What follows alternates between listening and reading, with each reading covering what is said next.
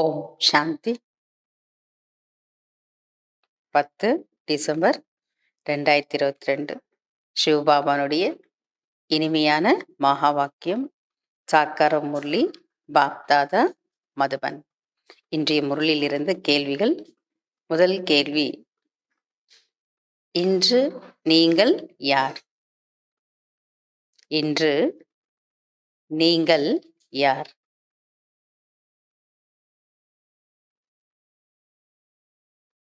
இரண்டாவது கேள்வி, யார் மகாரதி குதிரை?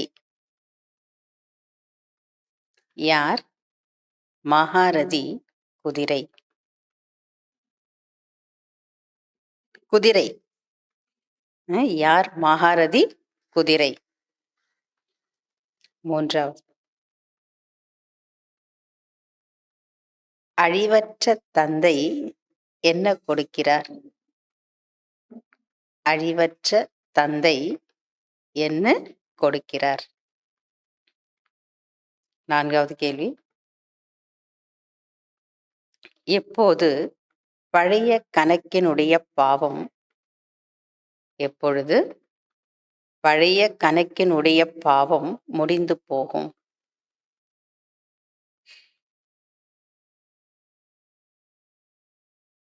அஞ்சாவது கேள்வி, எதற்கு எச்சரிக்கையாக இருக்க வேண்டும்? எதற்கு எச்சரிக்கையாக இருக்க வேண்டும்? ஆறாவது கேள்வி, எந்த சம்ஸ்காரத்தை தனக்குள் நிரப்ப வேண்டும்? எந்த சம்ஸ்காரத்தை தனக்குள் நிரப்ப வேண்டும்? ஏழாவது, யார் கர்ம யோகி மற்றும் நிரந்தர யோகி? யார் கர்ம யோகி மற்றும் நிரந்தர யோகி? Fill up the blanks. First, நான் வருவதே டேஷ், அதாவது பாபா. நான் வருவதே டேஷ்.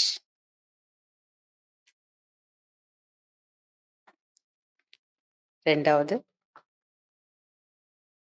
ஆத்மா முழு தூய்மை அடைந்துவிட்டால் ஆத்மா முழு தூய்மை அடைந்துவிட்டால் டேஷ் வேண்டும்.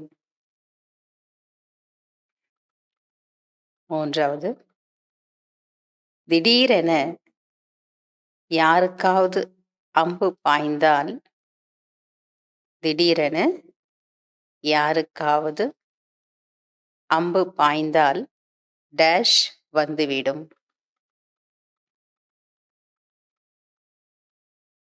நான்காவது, கர்மேந்திரியங்கள் மூலமாக டேஷ் செய்து டேஷ் ஆகாதீர்கள்.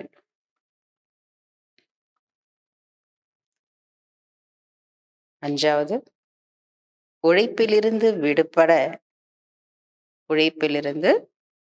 விடுபட வேண்டுமென்றால் டேஷ். உழைப்பிலிருந்து விடுபட வேண்டுமென்றால் டேஷ் இருங்கள்.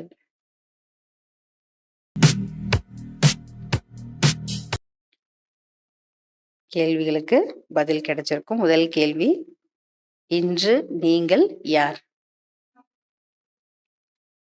இன்று நீங்கள் ஆன்மீக குதிரைகள்.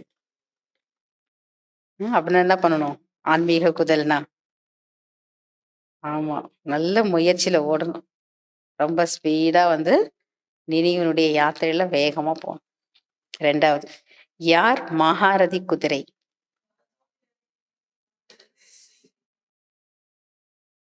ராஜாங்கத்தை பெற ரேஸ் செய்பவர்களே மகாரதி குதிரை ஆவார்கள். மூன்றாவது, அழிவற்ற தந்தை என்ன கொடுக்கிறார்? அழிவற்ற தந்தை அழிவற்ற சுகம் கொடுக்கிறார். அப்பாவும் அழிவற்றவர். அவர் கொடுக்கக்கூடிய சுகமும் எப்படிப்பட்டது? அதுவும் அழிவற்ற சுகம். அப்ப அழிவற்ற தந்தை அழிவற்ற சுகம் கொடுக்கிறார்.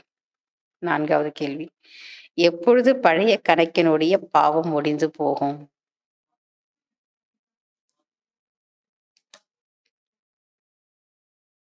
ஆத்மா தூய்மை அடைந்து கர்மாதீத நிலையை அடைந்து விட்டால் பிறகு பழைய கணக்கு வழக்கு எல்லா விஷயங்களும் முடிந்து போகும். 5வது கேள்வி, எதற்கு எச்சரிக்கையாக இருக்க வேண்டும்?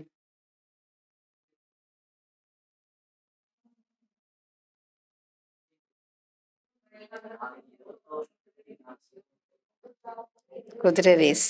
ஆனா பாபா என்ன சொல்றாருன்னா, எந்தளவு பயில்வான் ஆவீர்களோ, ஞானம் யோகத்தில் முன்னேறுவீர்களோ, அந்தளவு மாயின் புயலும் வெகு தீவிரமாக வரும்.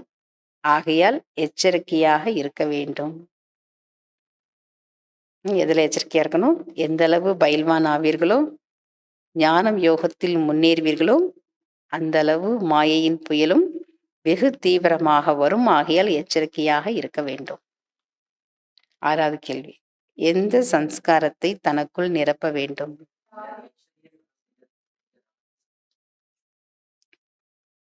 நீங்கள் ஈஸ்வரிய குழந்தைகள் மிக ராயலாக இருக்க வேண்டும். இந்த சம்ஸ்காரத்தை நிரப்ப வேண்டும். 7வது கேள்வி, யார் கர்ம யோகி மற்றும் நிரந்தர யோகி?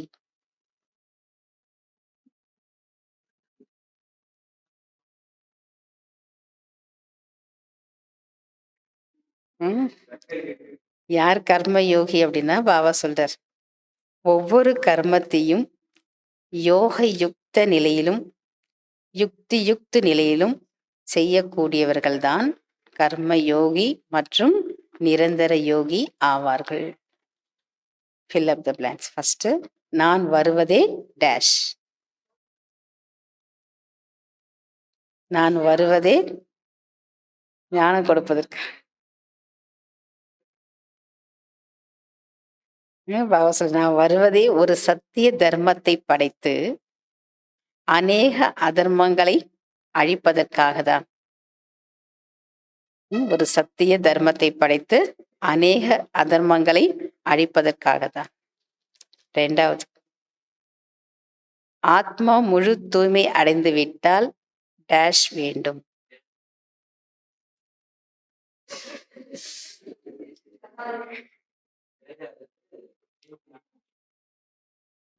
ஆத்மா முழு தூய்மை அடைந்து விட்டால் பிறகு அதற்கான உடலும் தூய்மையானது வேண்டும். 3வது, திடீரென யாருக்காவது அம்பு பாய்ந்தால் டேஷ் வந்துவிடும்.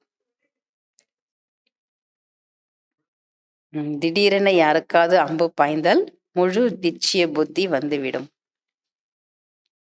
4வது, கர்மேந்திரர்கள் மூலமாக டேஷ் செய்து டேஷ் ஆகாதீர்கள்.